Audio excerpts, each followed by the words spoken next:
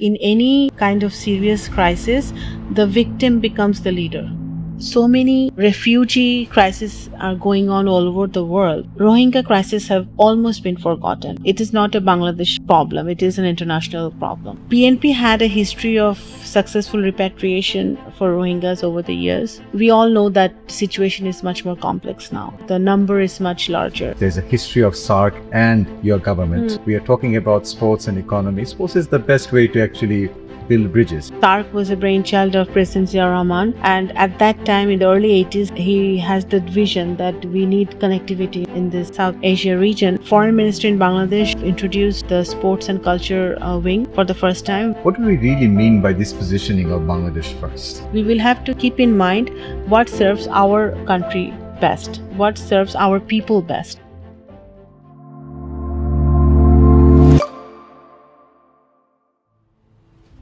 Greetings, welcome to another episode of Reflections. This is your host Ashfaq Zaman from the Dhaka Forum Initiative. Today, we have been graced by the Honorable State Minister of Foreign Affairs of Bangladesh, Ms. Shama Obaed MP. Thank you very much, Madam, for giving us the time today. Thank you. Thank you. We would like to know a lot from you. We will be covering topics related to women empowerment, climate change, very pressing international issue, the Rohingya issue, and other contemporary things that we wanted to discuss with you today. So before I start on the first question, we want to congratulate you as well, being one of the first female State Minister of the Foreign Affairs in Bangladesh. Madam, congratulations on making this role. Thank you. Thank you very much.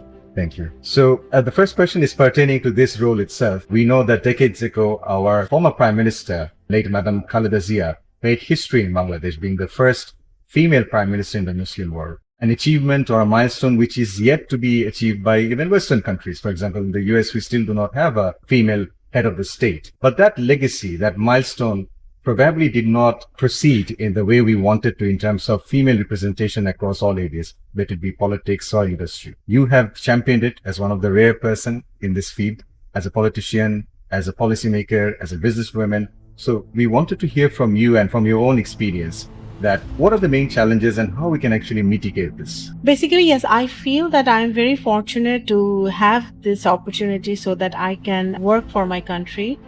And I have been in the political arena for a long time, and I've been mostly on the streets in the opposition. And I personally feel that, women in Bangladesh have always been resilient and the backbone for many things, beginning with our liberation war. Even in 1971, there were so many women that have contributed to our liberation war, but were never focused. In the recent times, you have mentioned our late Prime Minister, Begum Khaleda Zia, who did revolutionary things for Bangladesh. A lot of her decisions were, revolutionary, considering the education for our girls and for women in general. But even then, we have had women leadership, women prime minister for more than 40 years. In that way, Bangladesh has been very lucky to have this kind of representations. But in some way or the other, women have always lagged behind, I feel. Especially in politics, in corporate world, in entertainment, in any industry you talk about, I feel like they didn't get the credit they have deserved in over the years. And I feel that it's about time that Bangladesh takes notice to the contribution that women have made over the years since our liberation war. In politics, women have excelled in Bangladesh. I personally work in the root level, so I know that there are so many women across the board, across political parties are working in the root level. And the best way of women empowerment, I personally feel, is when we empower the women from the ground level.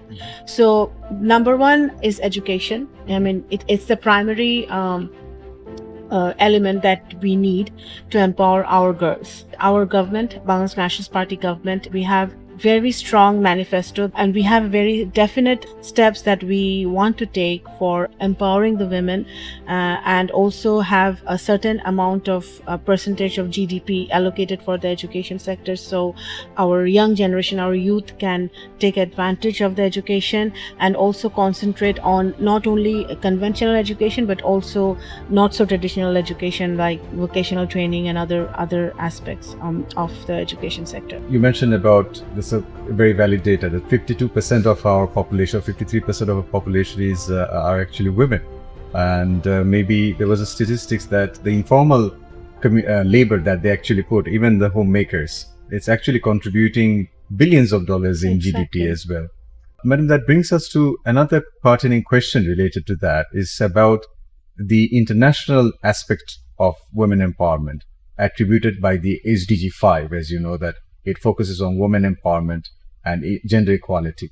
And you representing us in the global arena as the State Minister for Foreign Affairs, how do you think that we should actually represent Bangladesh when it comes to SDG 5, not only locally, but as a global agenda? See, Bangladesh has been working at achieving the SDG goals, and referring to my answer that I gave you before, it's like one can't really think of any kind of development if you leave behind more than 50% of your population. So when we talk about inclusive development, when we talk about having a new Bangladesh in the global platform, we have to think about our more than half population and how we can use the expertise, the talent of this half of the population to the development process. Bangladesh has been working at it. One of the perfect example of the women empowerment in Bangladesh and making a mark in the international arena is the RMG sector. That has brought a revolution in the lives of so many of our women in the country. RMG is still the number one remittance earner in Bangladesh, Right. and it has been possible because of the women that have been working in the garment sector, in the RMG sector for so long. It's a role model example for me. And I think women have been contributing in corporate sector, in education sector, in different areas they're actually contributing to the SDG. Even when we talk about small business entrepreneurs, women entrepreneurs who are working maybe in the rural level, but what they're producing are being sold internationally. Yes. So they are also contributing. As a woman politician, I feel that that's the place I have scope to work more, is to contribute more, is to create a platform for the women entrepreneurs, for the women who want to actually contribute for Bangladesh. It's not only the corporate sector, it's also sports, also the cultural sector. Right. Sports has now become a means of occupation, right? And the women of Bangladesh are excelling in it at the moment. So in a way, they're also contributing. In fact, the women sports team actually performing better than the men's. Performing better than the men's. Cricket team, football team won more championship in the recent times than the So men. I didn't want to make the men feel bad. So I was being diplomatic about it. But yes, of course, the girls are excelling in it. So they are contributing to the SDG also. A lady who is in her village sewing a sari or garment which is being sold in Arong, triple the price, is contributing to the SDG. Okay. So there are so many levels that women are contributing, and this is, I think, for now at present, BNP government has the opportunity to showcase that, to make that more prominent in the global arena, to lift those women up and create a space in the global platform so that the women have their own voice. And that will actually strengthen Bangladesh's economy, and also it will facilitate, our journey to the SDG goals. Sounds amazing. So Bangladesh is the 8th biggest population in the whole world. If we can champion gender equality in Bangladesh with some of the reforms, some of the measures that you mentioned, I think these cases can also be advocated and propagated as global case studies, because SDG 5 is a global agenda. As our Foreign State Minister would love to that Bangladesh also champions not locally but exports this model globally as well. Moving on to the next bit in the global stage is also the climate issue, where Bangladesh historically has been portrayed as the poster child for the climate related different vulnerabilities that we have. My question to you on this regard is that gone are the days where we are only portrayed as a climate victim. Can we start thinking about climate leadership as well, particularly as a voice for the global south? Because we are not contributing in the global warming, but we are at the receiving end. And by doing so for the long period of time as a resilient society, we have also developed indigenous solution that, without help from any Western countries or any developed countries. So can we become a climate leader from being a climate victim? Of course, this is a global crisis that we are facing now, and I believe that in any kind of serious crisis, the victim becomes the leader. It is the perfect example where Bangladesh is vulnerable towards climate change, and also at the same time, Bangladeshi people are innately resilient. Because of our location and because of our climate, our weather, our geography, our people are exposed to all kinds of natural calamities. Having said that, I believe that Bangladesh has a huge opportunity to lead, in the climate change arena, in the global spectrum, in many ways. Especially, I would like to mention the fact that our Honorable Prime Minister, Mr. Tariq Rahman, have initiated, which late President Ziaur Rahman have started for our agriculture, which is canal digging, and for the environment, the tree plantation. So this is something that actually would contribute to the climate change issue. And we have already started 1 month in our tenure, in the government's tenure. We have already started the canal digging all over the country.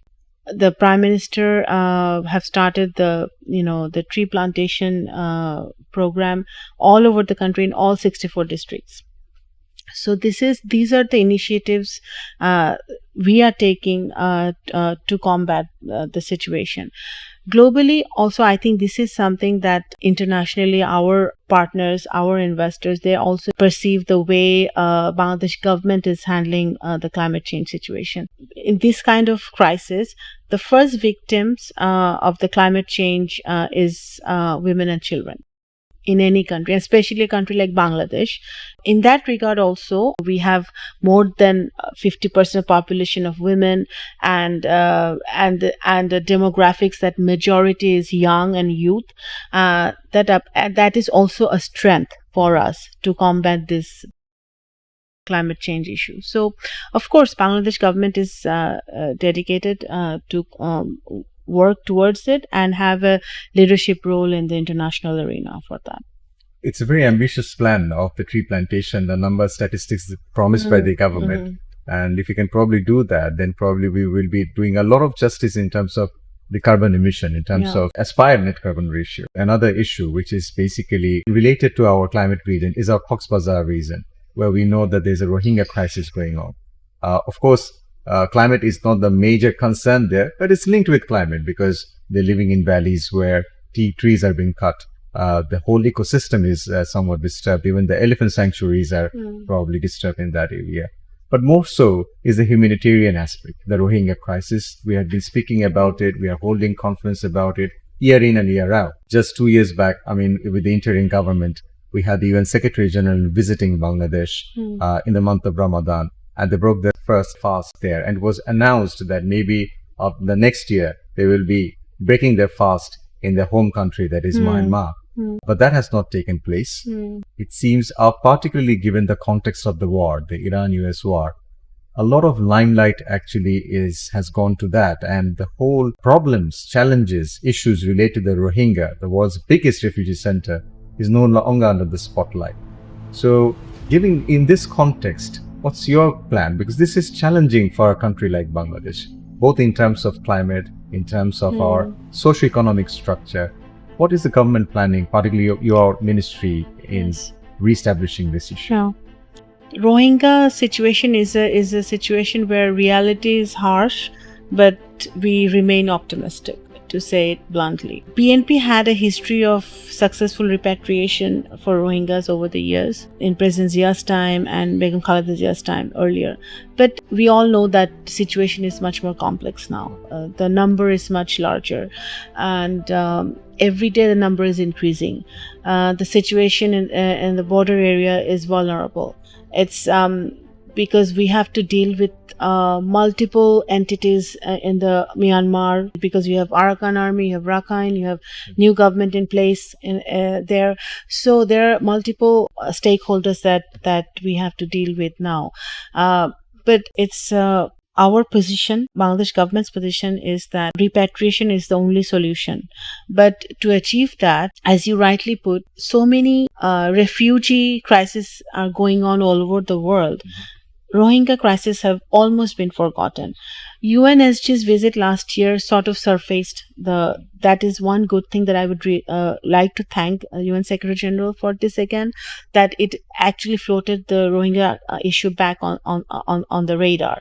But even though it is very important for us to keep the issue relevant, it's because now it's much more complex because of the fund cuts, and we don't have enough funding for food, shelter, education, nothing. So in that respect, it's important that the international community makes this a priority in every multilateral platform. It's easy to say that, okay, Bangladesh is doing a great humanitarian job. That we are. Bangladesh have always welcomed the Rohingyas, and we want them to stay well, but also go back safely with dignity to their own homeland. We also want that.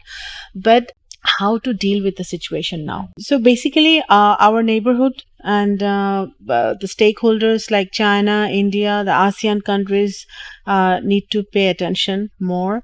And as from Bangladesh point of view, Bangladesh government, we are reaching out to them every day, and we're talking about it. And it's important that ASEAN countries, especially China, who have stake in Myanmar and who have close, their bilateral ties with Myanmar, needs to also talk to them and negotiate and have a productive, dialogue with them, so that some repatriation can start happening.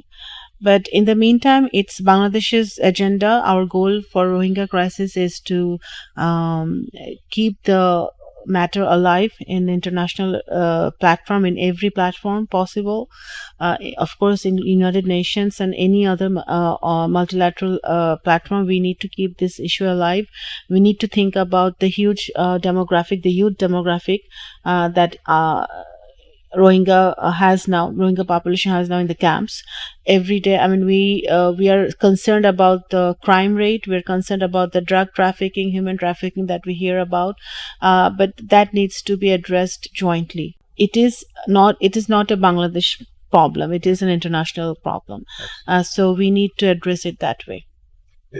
I mean, regional security is also a big issue. Of course, as I mentioned, the borders is very vulnerable right at the moment. And when we think about regional security, of course, our forces, our agencies are very much alert and active, but it will take a collaborative effort to keep things under control. Yeah. I'm sure that with the UN General Assembly coming up very soon, this agenda we hope that in the UN General Assembly, this will be an important topic for discussion, and Bangladesh is planning to have we have had this last year also, but in the coming assembly, we hope that we will be able to bring this up, and all the stakeholders will participate in the discussion, and something fruitful will come out of it. We're also hoping for the positive outcome. When it comes to the global aspect, the issue of soft power also comes as well, and we know that in today's world, soft power is through different levels of diplomacy, not only the security and political aspects, but things like creative economy, things like sports, things like culture. As the State Minister of Foreign Affairs in Bangladesh, I'm sure this is also your priority from what we have heard. Would like to know a little bit about creative and sports economy. Is there any plan for Bangladesh to achieve this is yeah, of course, thank you. This is actually an important priority for our government also. It is very much in our manifesto that we will cultivate the sports and cultural diplomacy.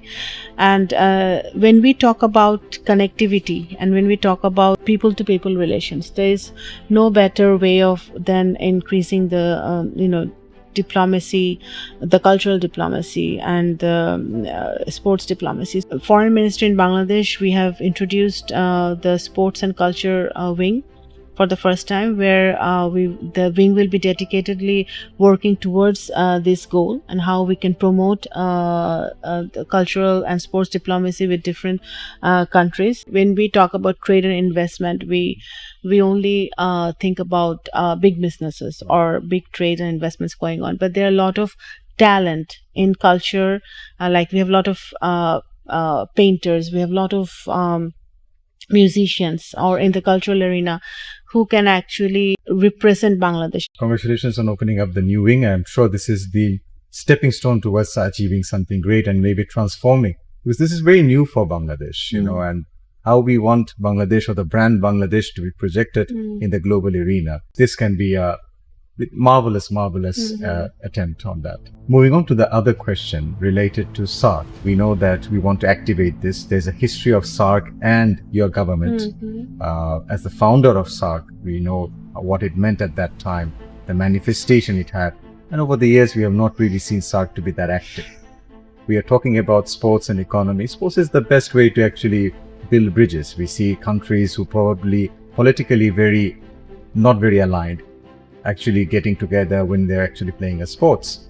As everyone knows, that SAARC was a brainchild of President Zia Rahman, and at that time in the early 80s, he has the vision that we need connectivity in this South Asia region, and he promoted that, established that. But unfortunately, we did not see an functional SAARC for a long time. But BNP now in our agenda, we definitely want to revive SAARC. We are working towards it. We are in conversation and in dialogue with the associated countries of SAARC, and because we feel that connectivity and relationship among the SAARC countries are crucial in many ways. It helps our economy, all our economies. It helps our population. It helps our trade, investment, and also whenever there is a global crisis, it is important that you have a strong neighborhood. And we feel that every time there is a war breaking out, whether it's Russia-Ukraine war or the Iran-Israel war going on now, it is pertinent. We feel that we need to have a stronger South Asian connectivity. And our Prime Minister, Mr. Tariq Rahman, have always given a neighborhood first policy importance, and in line to that, our foreign policy, of course, is very clear now. It is following President Zia and Begum Khaleda Zia's foreign policy, but more strongly so, that we have put out that our policy would be Bangladesh first foreign policy, keeping into account that we need to give importance to the people of Bangladesh and the causes of Bangladesh first, and then we will keep relationship with all the countries and our friends. So that's very straightforward from our point of view. So of course that is our plan, to revive SAARC, and we hopefully we will be able to we will see a much stronger, functional and activated SAARC in the future. I'm intrigued to know a bit more about what do we really mean by this positioning of Bangladesh first. Basically, unfortunately, in Bangladesh politics, there has always been a tendency of tagging a particular political party or particular government. So it has always, because Bangladesh now recently in the recent election, BNP have formed a government with a huge mandate, 2/3 majority. So BNP has always, it's by definition, by our ideology, we are a nationalist force in the country. Right. So it is, and President Zia Rahman made it very clear. When he became president, he had relationship with the OIC countries. He had good relationship with the West, with the neighborhood. He could maintain that, ensuring that Bangladesh's needs came first. Mr. Tariq Rahman, our Prime Minister, is walking on the same line, and we feel that it is important to spell it out. So that nobody has any confusion about it. So we want to keep relationship with China, US, Russia, India, and all the West, everybody. It is now, at this day and age, in this global scenario, it's more of an economic diplomacy. It's more of a it's less of a political diplomacy than more of an economic diplomacy. From that point of view, of course, I mean, we need to we will have trade, we will have agreements, we will have FTAs, PTAs, MOUs with lot of countries, but we will have to keep in mind what serves our country best, what serves our people best. So keeping that in mind, we will go forward with our foreign policy. So the interest of the citizens is the first Of priority.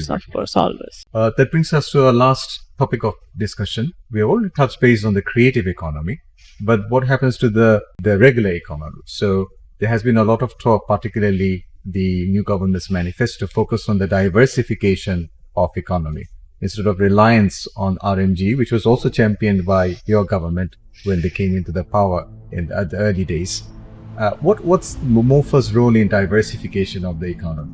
Well, MOFA has a very important role in diversification because we feel that it is very much needed not to have one source of remittance, which is RMG, but we have so many products. We have pharmaceuticals, we have leather, we have jute, which the government now is planning to revive again the jute factories and make jute a formidable export product. Another very untapped area is the IT technology.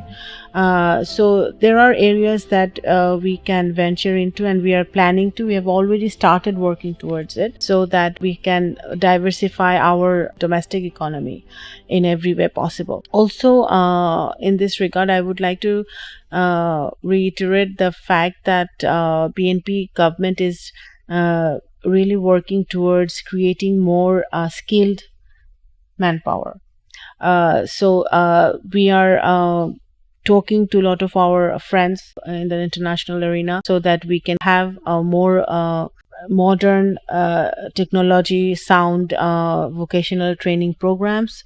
So our youth, our huge demographics, that is youth, can take benefit from that, and they can actually go abroad and work for themselves. So that goes along hand in hand with our ambition of creating jobs in the next first 180 days of the government, as many as possible. So that we are working towards that also, creating diversification of the economy and also diversification of skilled labor, skilled manpower. So we are doing both. So the government have already started working towards that. Very nice to know, and I wish all the best to the Minister of Foreign Affairs. Under your leadership, we hope that will be not only championing the diversification of the economy, but you're already representing as a woman.